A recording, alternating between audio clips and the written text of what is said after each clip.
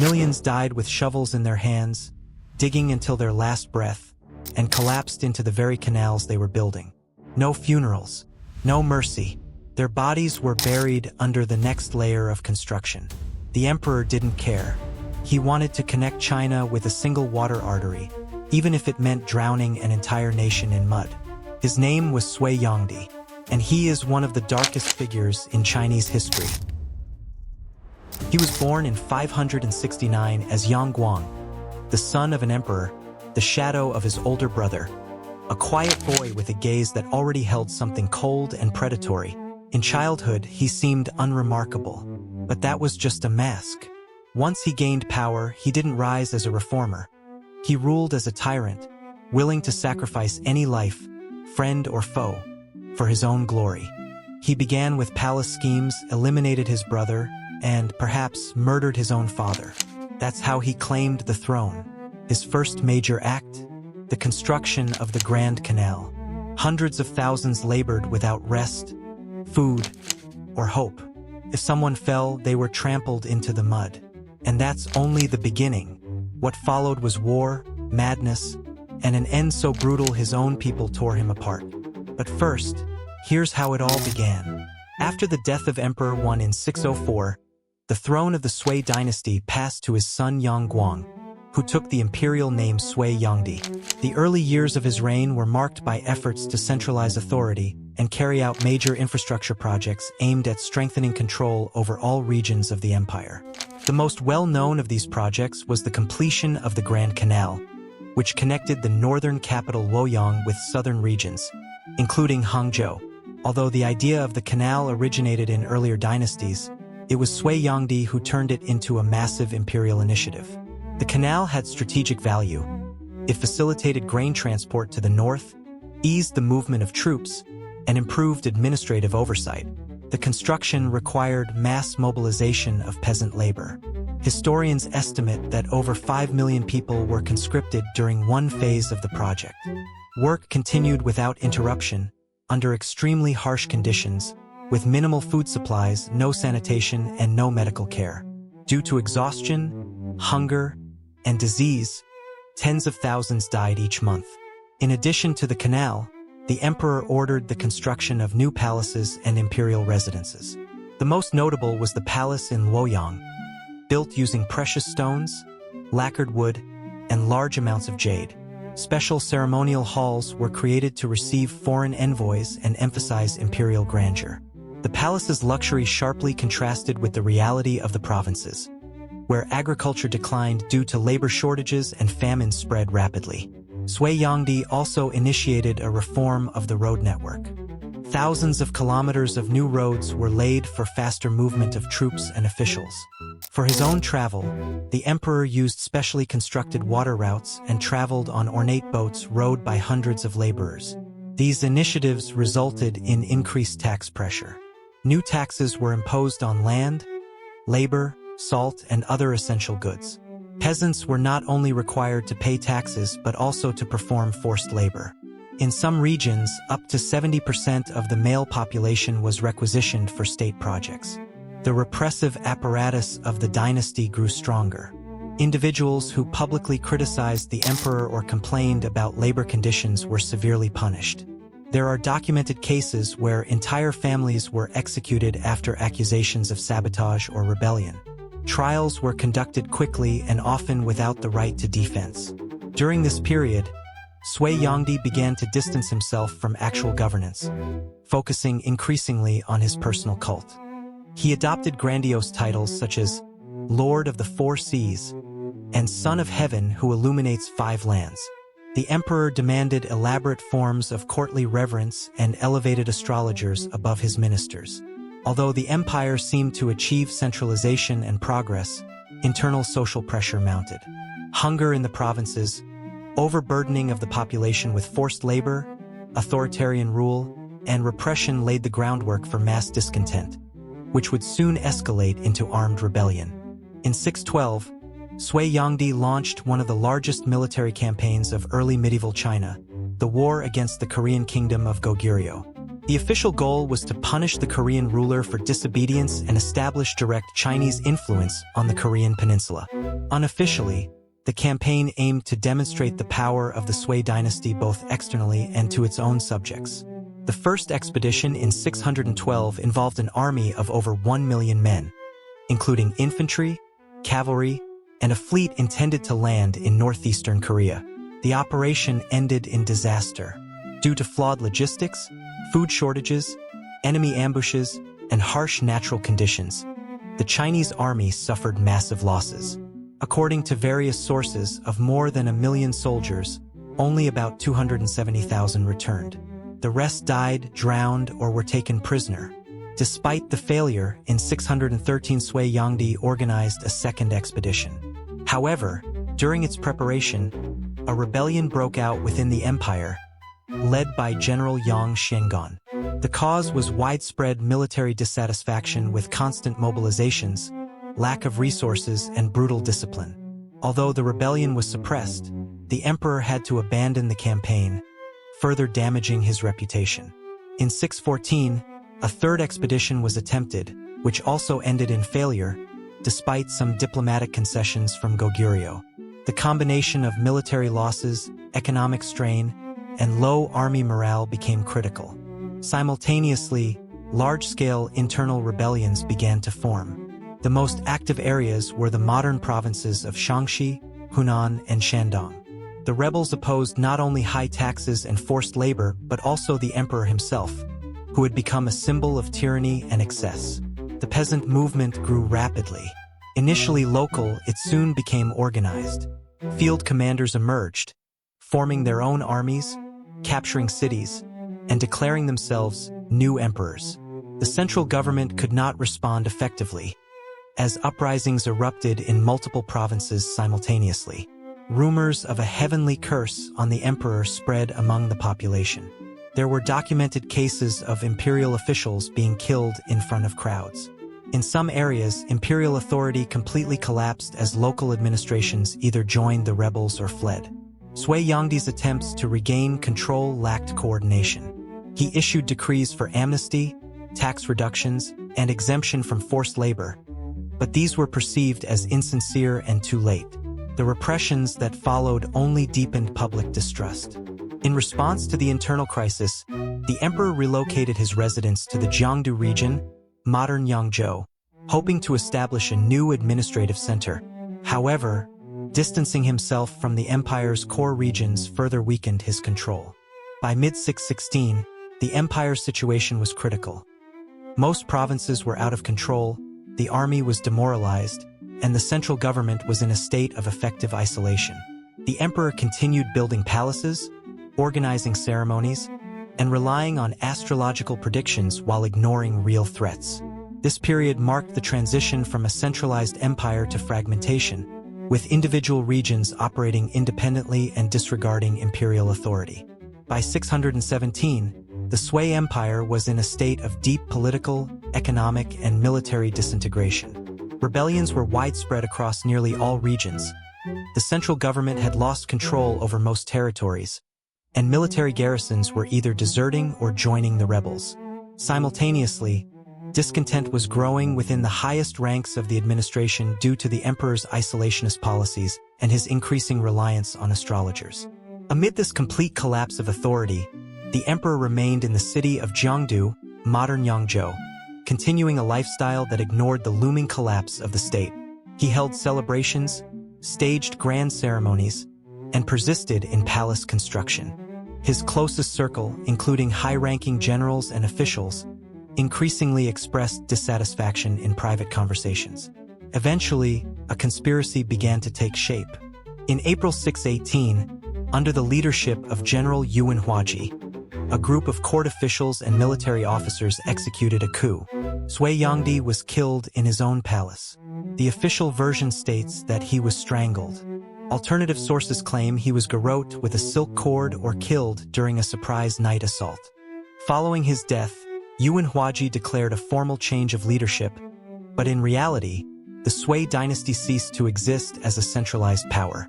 Over the following months, the former empire fragmented, with dozens of warlords, governors, and peasant leaders seizing control of their respective territories. A multipolar political landscape emerged in which each region sought autonomy or dominance. In 618, one former rebel leader, Li Yuan, proclaimed the founding of the Tang dynasty, which would eventually reunify China.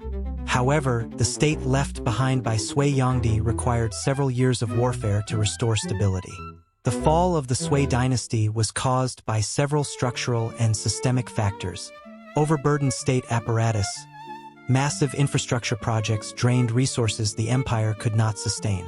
Excessive labor mobilization, millions of peasants were removed from agriculture, leading to famine. Authoritarian governance, imperial decisions ignored regional needs and realities. Foreign military overreach, the Korean campaigns depleted both the army and the treasury. Loss of trust, both the elite and the population turned against the emperor. Sui Yangdi remains one of the most controversial rulers in Chinese history.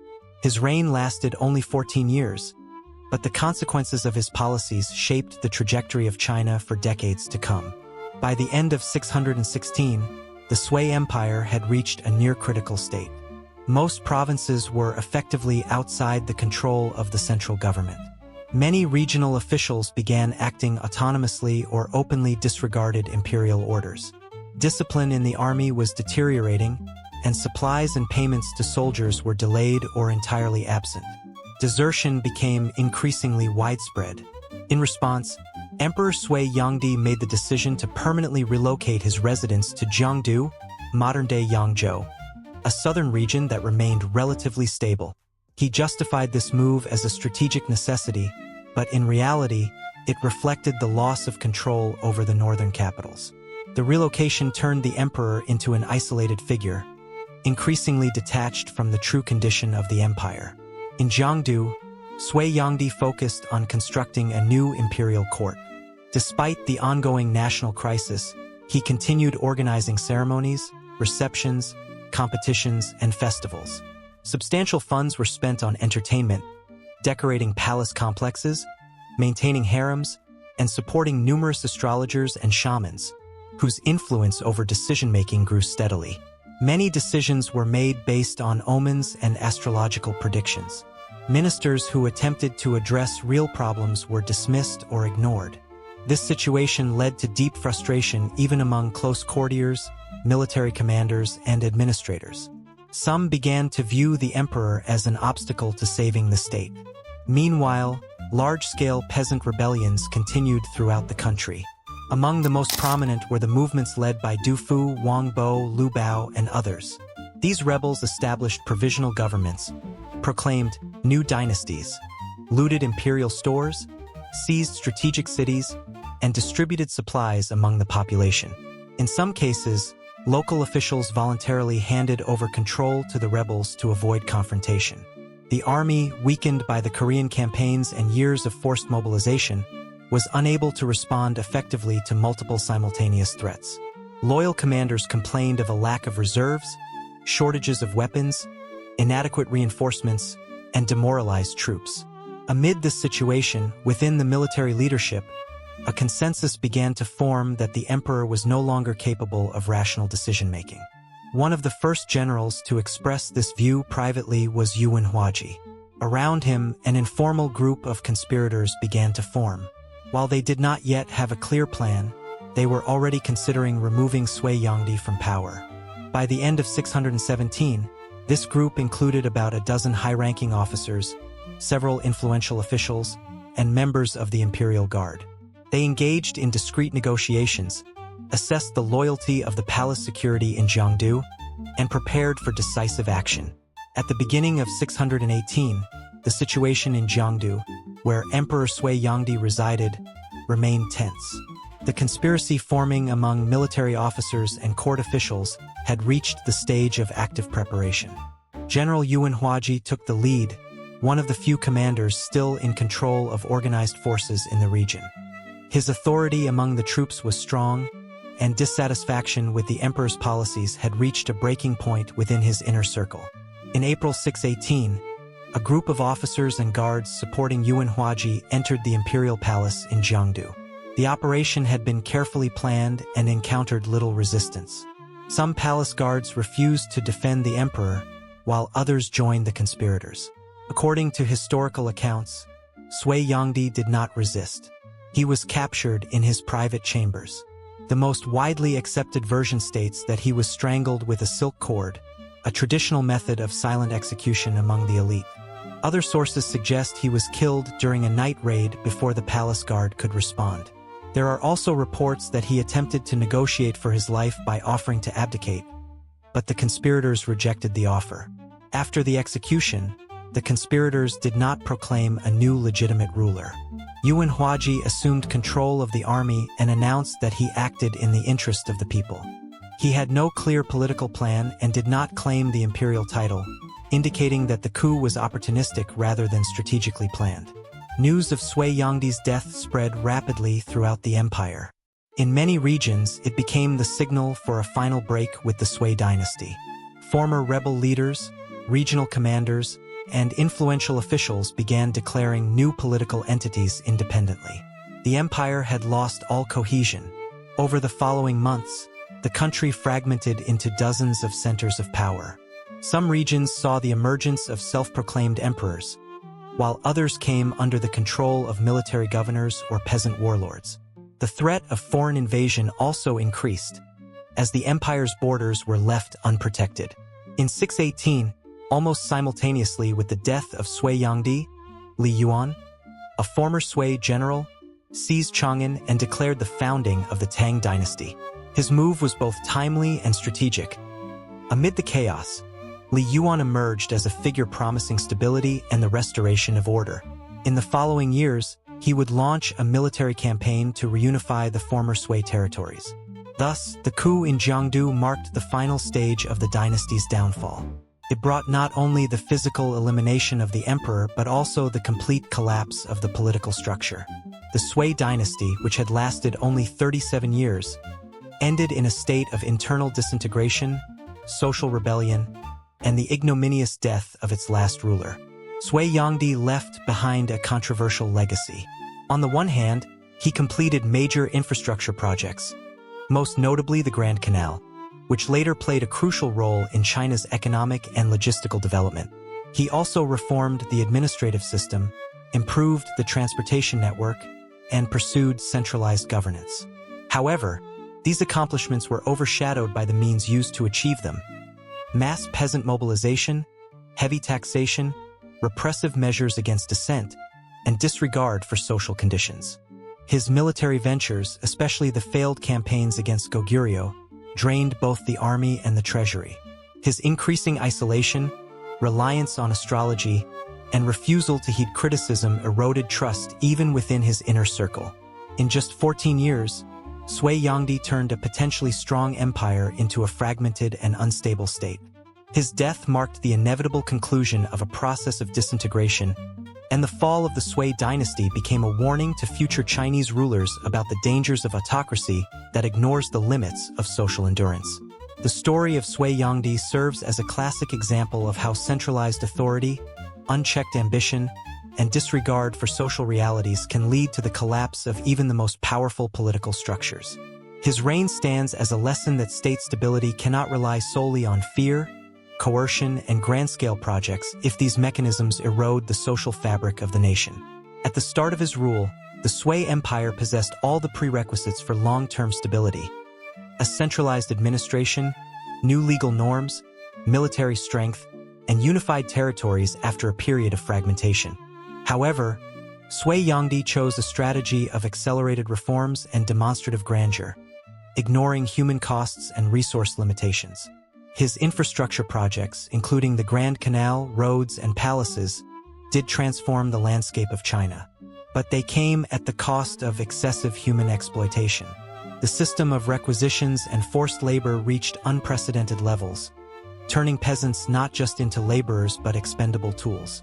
High mortality rates among conscripted workers, recurring famines, and growing social unrest were well known to the emperor but deliberately disregarded. His foreign policy proved equally destructive. The campaigns against Goguryeo, presented as efforts to restore order on the borders, were in fact unjustified military ventures. Over 1 million conscripted soldiers, enormous logistical expenditures, catastrophic battlefield losses, and the army's moral collapse all contributed to the degradation of the Sui military. Domestically, the emperor's governance lacked flexibility. Repression of critical officials, total censorship, and courtly isolation eliminated meaningful feedback. When rebellions erupted across the provinces, Sui Yangdi responded too late, inconsistently, and often contradictorily. He clung to the image of an infallible son of heaven, even as his authority crumbled. The final years of his reign were marked by symbolic degradation. Moving the capital to Jiangdu, withdrawing from state affairs, and focusing on astrology, celebrations, and courtly comfort exemplified the widening gap between the emperor and his nation.